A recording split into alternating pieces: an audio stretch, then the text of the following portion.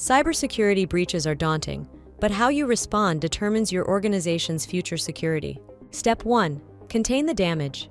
Immediately isolate affected systems to prevent further spread of the breach. Step 2. Determine the extent of the damage.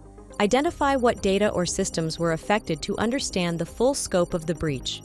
Step 3. Transparency is key. Inform your internal team, legal advisors, and external stakeholders promptly to ensure compliance and maintain trust. Step 4. Fix the gaps. Identify and patch the vulnerabilities that enabled the breach, whether it's outdated software or misconfigurations. Step 5. Limit access to critical data.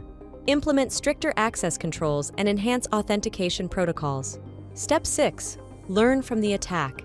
Analyze the breach to uncover lessons and prevent future incidents. Step 7. Build a human firewall. Educate your workforce on the latest threats and best practices to enhance awareness.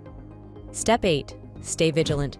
Set up continuous monitoring to detect and respond to suspicious activities promptly. Every breach, although unfortunate, is an opportunity to improve. Follow these 8 steps to rebuild stronger than ever.